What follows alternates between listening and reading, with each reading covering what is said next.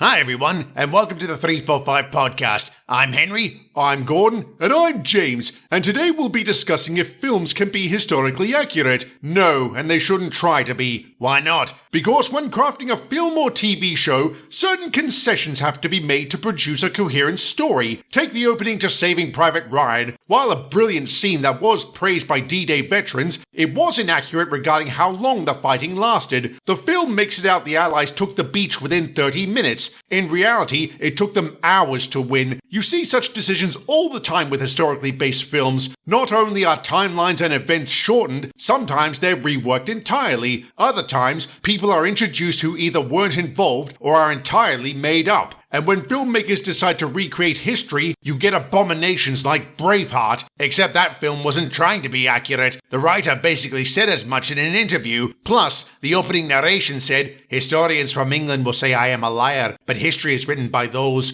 who have hanged heroes." To me, that was the film's way of saying, this is what might have happened. Except that argument falls apart when you have indisputable evidence proving how events actually happened. Take the Battle of Stirling, for instance. In the film, it happens on an open field, but in reality, it took place at a bridge, and the Scots didn't win through brute force, but clever tactics. There's also the princess, who couldn't possibly have had an affair with William Wallace. Why not? Because she was 9 years old at the time of his death and still living in France. Blimey, I've heard of aging up characters, but that's ridiculous. And films play fast and loose with historical details all the time. The Imitation Game made it out that Alan Turing invented the machine that broke the Enigma code. He didn't. Polish cryptologists had already built it. On a related note, U-571 tells the story of how the Americans captured an Enigma machine and the related code books, but it was actually the British and Canadians who did that. Then there's The Last Samurai. The Satsuma Rebellion is depicted as the noble samurai struggling against a corrupt government. It wasn't. The samurai were fighting to maintain their privileges, which they were losing in Japan's modernization. How do you know all this? Usually when I watch an historical film or TV show, I research the events depicted after the fact to see how accurate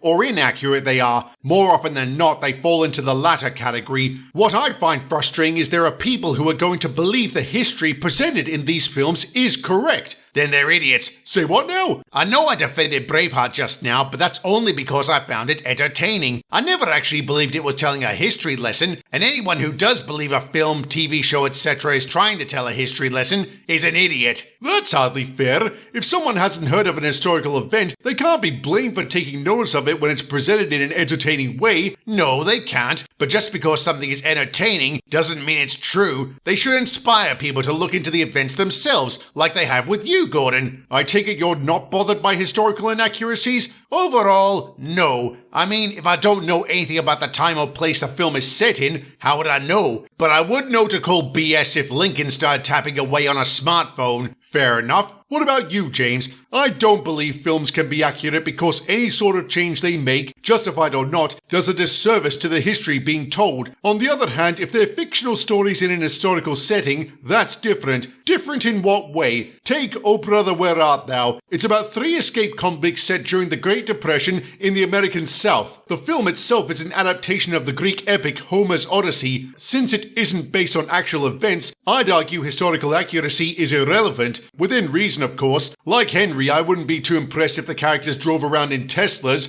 Fair enough. Well, useful discussion, gentlemen. Does anyone have anything further to add? I don't know if this is directly on topic, but I have to say I hate it when historical films are marketed as based on a true story or inspired by actual events. Me too. That reads more like a legal disclaimer, as if the producers are saying, this is our interpretation of what happened, so don't sue us. Indeed. And does it work? Does saying something is based on a true story or inspired by actual events draw in the crowds? I'm guessing it does. Why else would they use it? Aye. What about you guys? Have you ever watched a film or TV show just because it was based on a true story? Sound off down below if you have. I'm curious to see the answers on that one. And I just realized how hypocritical I've been up to this point. How could I call out other projects for their inaccuracies without doing the same for Stories of Sodor? Our series isn't exactly a paragon of historical precision. Aye, but like Braveheart, we're not trying to be. But unlike Braveheart, there's not much chance of us winning 5 Academy Awards, including Best Picture. I'll never understand how it got that one. How did it beat out the likes of Casino, Seven, The Usual Suspects, and The Brady Bunch movie.